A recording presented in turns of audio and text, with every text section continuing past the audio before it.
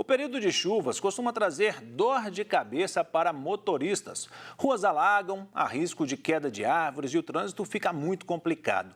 Mas será que os proprietários de veículos têm algum direito em caso de danos por eventos causados pelas chuvas? É o que vamos descobrir em nossa conversa com a advogada Juliana Bento. Boa tarde, Ju. Boa tarde. Muito importante, né? Tempo de chuva, estou vendo aí que hoje à tarde já tem alerta, né? Muito bom para a gente estar sabendo dessas informações. Pois é, Juliana. Vamos esclarecer os telespectadores, então. O seguro veicular, ele cobre situações de alagamento? O carro ficou ilhado, foi arrastado pela correnteza?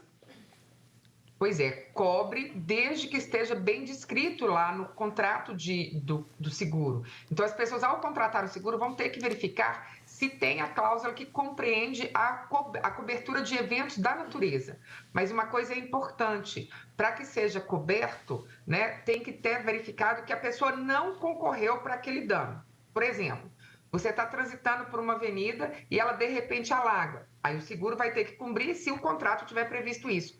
Mas imagina que a avenida está totalmente alagada e você entra naquela avenida alagada para atravessar aquele alagamento. Aí você passa a concorrer para o dano.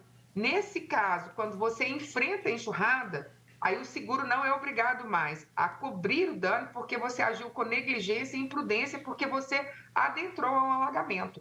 Então, ainda que o seguro cubra, que exista a cláusula de cobertura, a gente tem que entender que a gente não pode concorrer para os eventos para que seja devidamente coberto em caso de arrastar aí o veículo numa enxurrada, que infelizmente tem ocorrido bastante no nosso município. E em casos de pessoas que não tenham o seguro, ou então que o seguro não tenha essa cláusula do alagamento, em caso das ruas alagadas, o carro acaba arrastado pela correnteza, fica ilhado, a prefeitura pode ser responsabilizada?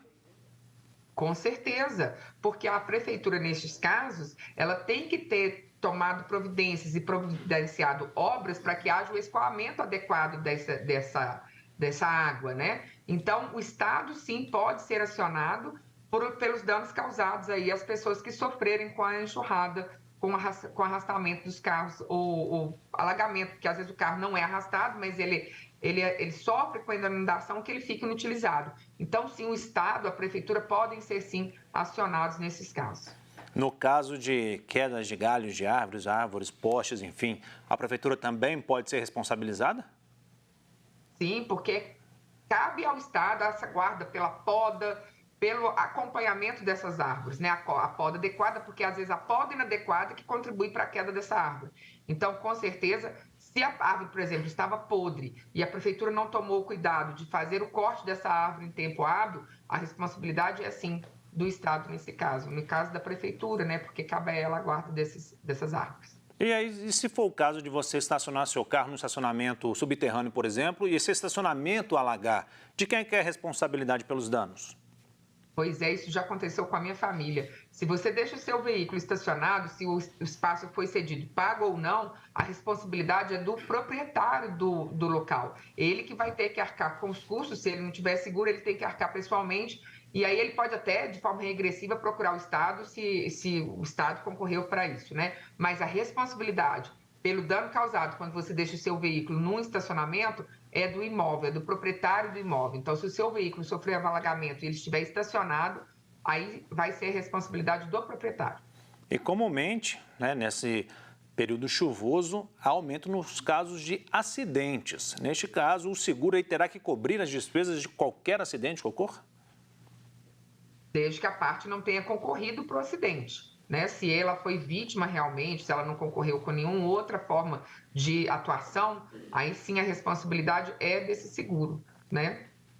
E qual que é a dica, então, que a gente pode dar para os proprietários se protegerem e protegerem seu patrimônio das intempéries nesse período chuvoso?